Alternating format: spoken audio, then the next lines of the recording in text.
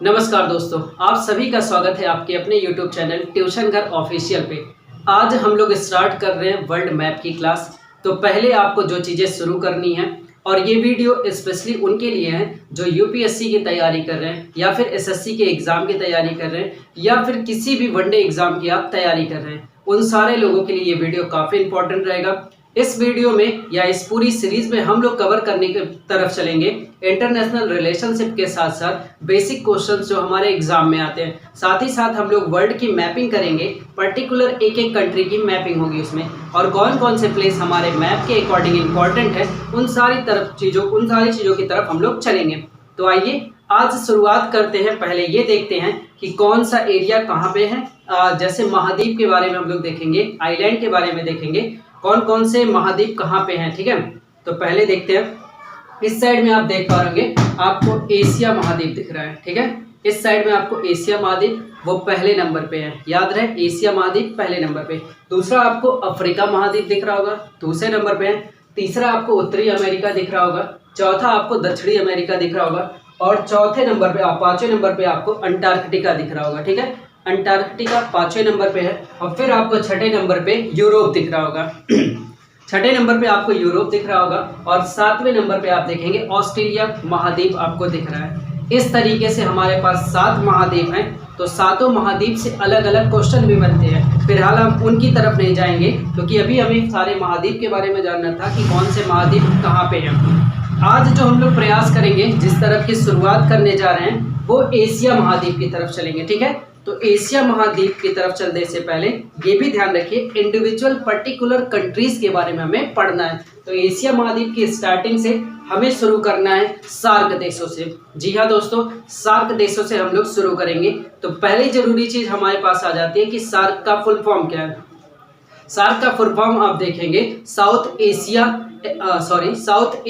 Association for regional cooperation. ठीक है, इसकी स्थापना हुई थी 1985 में, और इसका मुख्यालय है काठमांडू। ठीक है, कितने देश सार्क देशों में आते हैं उनके बारे में हम थोड़ा सा जान लेते हैं, और किस कंट्री की शुरुआत होगी उसके बाद बताता हूं। देखिए, सार्क देशों में आप देखेंगे तो 8 देश आते हैं सार्क देशों में। कौन कौन से देश हैं? मालदीव हो गया, श्रीलंका हो गया, भारत हो गया, फिर उसके बाद आप देखेंगे पाकिस्तान, अफगानिस्तान, नेपाल, भूटान और बांग्लादेश।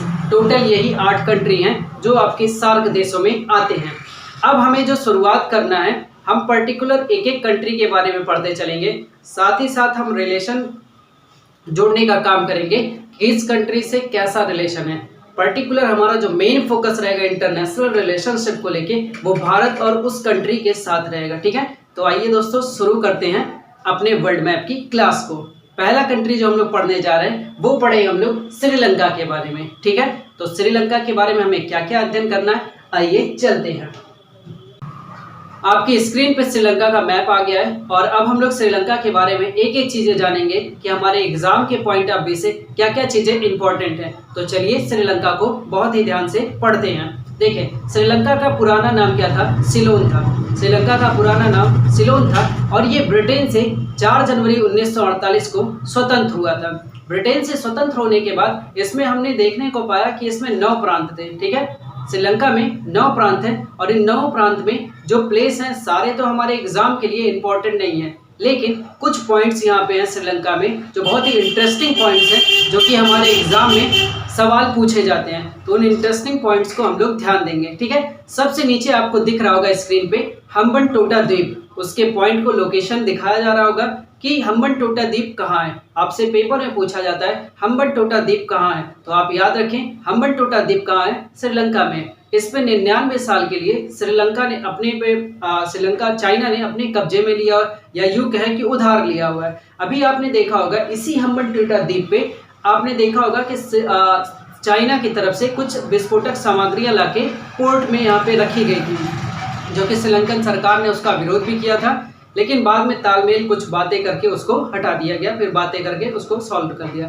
तो 99 साल के लिए हम्बनटोटा द्वीप पे इस समय चाइना का कब्जा है, जो कि हम्बनटोटा जो बंदरगाह है वो इस वक्त श्रीलंका में है। दूसरी चीज आप देखिएगा, श्रीलंका की पहली राजधानी क्या थी? कोलंबो थी, लेकिन अब इस वक्त क्या है उसकी राजधानी? जयवर्धनेपुरम है। ये सारे पॉइंट आपको श्रीलंकन मैप में सबसे अधिक इंपॉर्टेंट, इनको आपको ध्यान रखना है।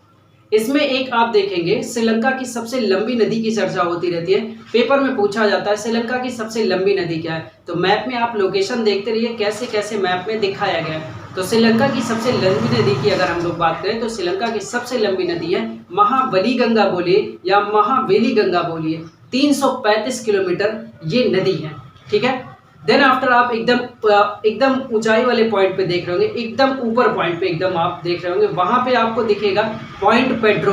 बहुत ही क्वेश्चन पूछा जाता है हमारे पेपर में कि पॉइंट पेड्रो एक तो है क्या, एक सवाल है कि पॉइंट पेड्रो है क्या। तो पॉइंट पेड्रो श्रीलंका की सबसे ऊंची चोटी है, जिसे सिंगला या तमिल भाषा में बोले तो बोला जाता है पिदुर्तगला। अगर यहाँ की राजकीय लैंग्वेज की बात करेंगे तो वो राजकीय लैंग्वेज आपको मिलेगी सिंगला या फिर तमिल, ठीक है। तो पिदुर्तगला आपने देखा, जस्ट उसके बगल में आप देखेंगे लोकेशन मैप में आपको दिखाया जाएगा जाफना। जाफना को लेके बहुत सारा सवाल पूछा जाता है। तो जाफना में एक क्वेश्चन ये पूछा जाता है कि श्रीलंका की मुख्य भूमि से कौन सा दर्रा जाफना को अलग करता है। तो श्रीलंका की मुख्य भूमि से कौन सा दर्रा जाफना को अलग करता है। तो ये दर्रे का नाम आप देख रहे होंगे एलिफेंटा दर्रा, ठीक है। एलिफेंटा दर्रा क्या करता है, श्रीलंका की मुख्य भूमि से जाफना को अलग कर देता है। और जाफना जहाँ पे पॉइंट हुआ है, जाफना में ही लिट्टे समस्या हुई थी लगभग 1976 में जब इंदिरा गांधी की सरकार थी। तो लिट्टे जो विद्रोही संगठन थी, जिसका फुल फॉर्म होता है liberation tigers of Tamil Eelam, लिट्टे समस्या थी यहाँ पे। और लिट्टे समस्या को इंदिरा गांधी ने यहाँ पे बढ़ावा दिया हुआ था, जो कि ऐसी चर्चा थी और सारी चीज़ों को लेके एक विद्रोही संगठन था। तो इन्होंने आके इस तमिलनाडु वो तमिल के एरिया का ही था, ठीक है। सारे लोगों ने मतलब यहाँ पे आके श्रीलंका विद्रोह कर दिया और फिर श्रीलंका को एक उतने एरिया को एक अलग देश या फिर अलग करने की मांग करने लगे। तो ये जो पॉइंट्स आप कर रहे हैं मैपिंग में, ये सारे पॉइंट्स बहुत ही इंपॉर्टेंट है। इतने पॉइंट आप जरूर मैप के अकॉर्डिंग याद रखें। अब बढ़ेंगे कुछ बेसिक सवालों के पीछे। जो बेसिक सवाल हमारे पेपर में, हमारे एसएससी लेवल में या कह सकते हैं यूपीएससी लेवल में भी पूछे जाते हैं। तो वो कौन कौन से बेसिक क्वेश्चन हैं, आइए उन पे चर्चा करते हैं। एक सवाल आपसे और पूछा जाता है कि भारत और श्रीलंका को कौन सी जल संधि जोड़ती है या अलग करती है। तो पाक जल संधि जो है वो भारत और श्रीलंका को जोड़ने का काम करती है। बेसिक क्वेश्चनों की तरफ बढ़ते हुए, जैसे उसके राष्ट्रीय फूल क्या होते हैं, वहाँ के इस वक्त प्रधानमंत्री कौन है, राष्ट्रपति कौन है, और ये सारे जो बेसिक क्वेश्चंस है, उनका राष्ट्रीय खेल क्या है, पेय पदार्थ क्या है, और भी बहुत सारे जो बेसिक क्वेश्चन हैं उसको हम लोग एक स्लाइड के माध्यम से कवर करने का प्रयास करते हैं। कुछ बेसिक सवाल, जैसे श्रीलंका का राष्ट्रीय पुष्प, तो श्रीलंका का राष्ट्रीय पुष्प है लिली। वहीं इसके राष्ट्रीय वृक्ष की बात करें तो आयरनवुड है, और राष्ट्रीय खेल की बात करें तो वॉलीबॉल है। राष्ट्रीय पक्षी जंगल फाउल। और अगर यहाँ की संसद सीटों की बात हो तो संसद सीटें यहाँ की 225 हैं, और अगर कुल प्रांत की बात करें तो 9 कुल प्रांत हैं। भारत और श्रीलंका के बीच में जो युद्धाभ्यास होता है उस युद्धाभ्यास का नाम मित्र शक्ति है। अगर पूरी दुनिया की पहली महिला प्रधानमंत्री की बात हो तो यहीं से हैं, उनका नाम है श्री माओ भंडार नायके। अगर वर्तमान में इनके प्रधानमंत्री के नाम की बात की जाए तो वर्तमान में इनके प्रधानमंत्री का नाम महिंद्रा राजपक्षे है, और अगर राष्ट्रपति की बात करेंगे तो गोटाबाय राजपक्षे। इनकी एक अपनी पर्सनल सैटेलाइट है जिसका नाम रावण-1 है, जिसे अमेरिका के नासा द्वारा लॉन्च किया गया था। और अगर ऑफिशियल लैंग्वेज की बात करें तो तमिल और सिंगला है, और इनकी मुद्रा का नाम श्रीलंकाई रुपया है, और इसे हिंद महासागर की मोती या फिर आंसुओं के आकार का देश कहा जाता है। यहीं पे हम लोग अपनी वीडियो को समाप्त करेंगे। उम्मीद करता हूँ दोस्तों आपको ये पहली सीरीज बहुत पसंद आई होगी। काफ़ी अच्छे पॉइंट्स को कवर करने का प्रयास किया गया है, जो कि एग्जाम के पॉइंट ऑफ व्यू से काफ़ी इंपॉर्टेंट है। वहीं रही बात अगर भारत और श्रीलंका के रिलेशन की बात करें तो भारत और श्रीलंका के रिलेशन बहुत ही अच्छे हैं, क्योंकि काफ़ी व्यापार वगैरह और भी बहुत सारी चीज़ें जो हम देखने को पाते हैं वो श्रीलंका से भारत का बहुत ही अच्छा बॉन्ड है। ठीक है, आज के लिए इतना ही। अब मिलेंगे नेक्स्ट वीडियो में। किस कंट्री के बारे में आपको जानना है आप कमेंट करके बताएं। सीक्वेंस में मैं तो एक ना एक कंट्री के बारे में आपको पढ़ाता रहूँगा। मिलेंगे नेक्स्ट वीडियो में, तब तक के लिए अपना ख्याल रखें।